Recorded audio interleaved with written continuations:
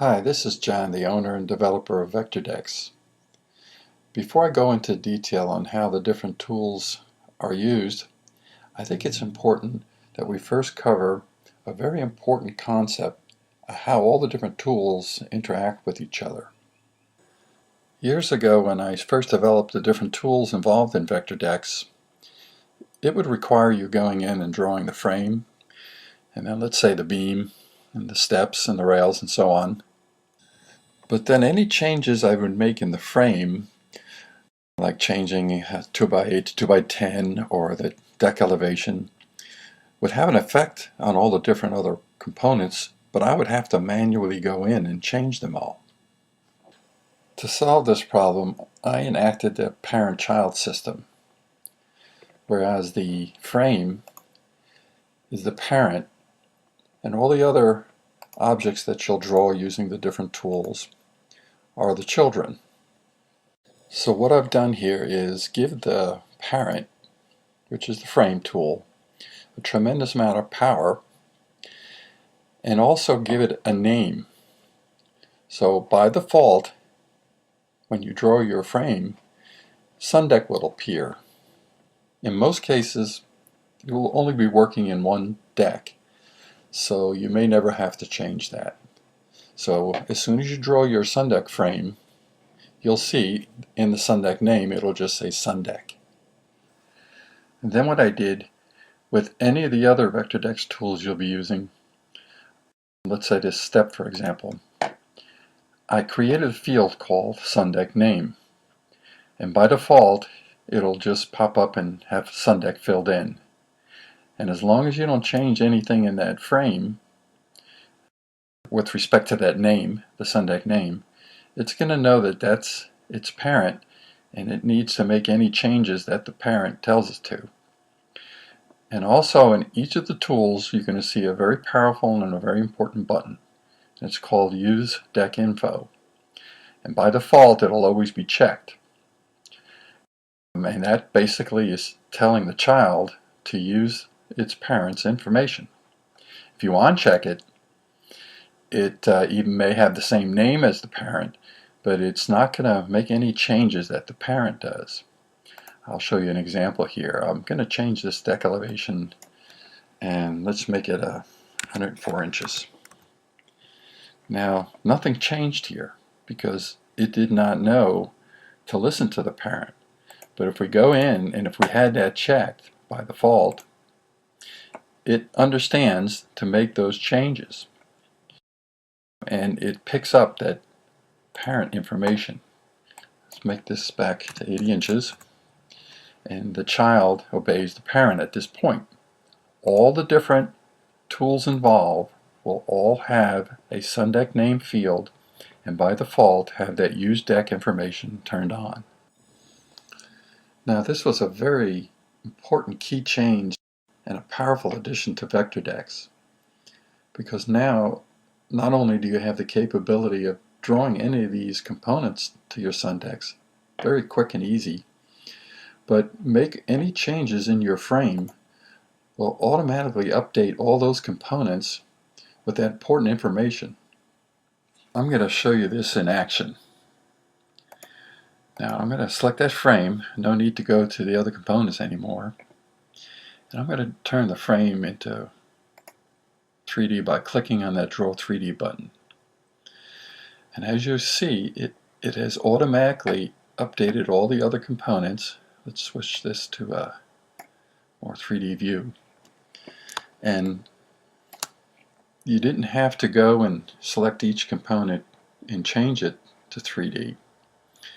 And then, like I said earlier, I gave the frame a tremendous amount of power. And I'll show you another example here. I'm going to go ahead and change that deck elevation.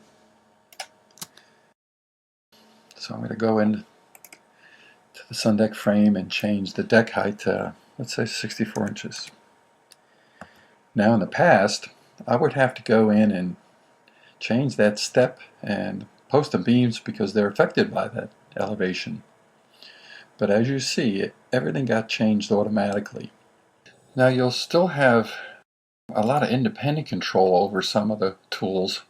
For example, in the step, if you got back into the step specifications button, you can turn that landing feature off and just make it step to grade.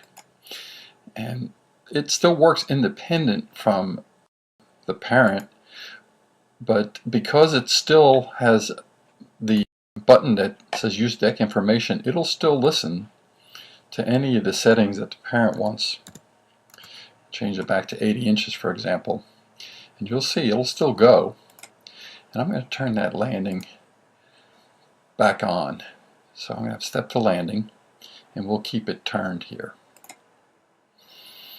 Now you'll also have the capability, again with the power of changing things on that frame, is to change even the appearances of the rails and the decking surface.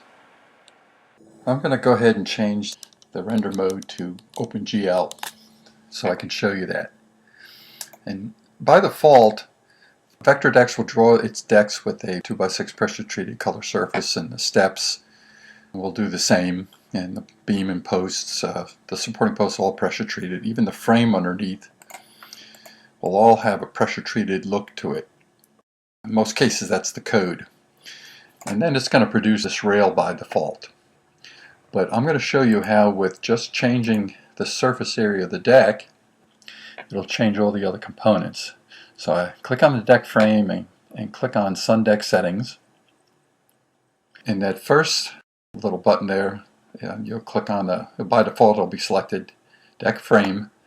And then you can go into here and change the decking class. Let's say a composite 2x6 amber color to it. And while we're in here, let's change this and give it a 45-degree angle. And then when you're comfortable with that change, go ahead and click OK.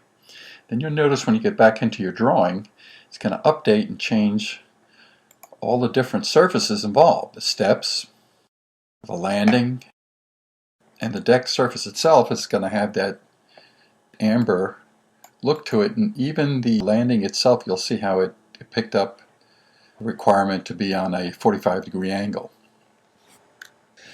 In the last example, I'm going to show you how, with that simple change in the frame, we can change all the rails too. Get back into this view, and what I'm going to do here is go in, and instead of going into the deck settings, I have a button that's called Sun Deck Railing Settings. And go in here, it gives you an example of what the changes are going to come up with. This will be explained later, but you have two options to either make your own manual mathematical changes to the railing system, or you can use rail objects. And in using rail objects, you'll be able to specify certain components of the deck in different windows and different menus to replace the different components or parts of the railing system. But for now, we're going to leave that alone. Let's go to the rails and the pickets themselves. I'm going to give that a little fancier look to it. I'm going to make the top more finished and the bottom more finished. So that's all I'm doing, is selecting these different parts. Let's go ahead and change this to a spindle type finish. Again, you'll see that example in the window before you make the change. You can even add different finishes to the center of the panels. I'm going to leave that alone for now. I'll keep the color the same. Now when you get back to the drawing, it's going to automatically update and change the rails throughout the entire deck, not just the deck surface itself. And that was a spindle type, so it took a little longer to draw, but I'll zoom in on this. And go ahead and render this in OpenGL again. And you'll see what I'm talking about. See, everything got changed. I didn't have to change any of the components individually. I just need to make that one change in the Sun Deck frame. So now as you go forward and learn about all the other different tools involved with VectorDecks, you'll have a better understanding of how the parent and child system VectorDecks uses will help you speed up that whole designing process.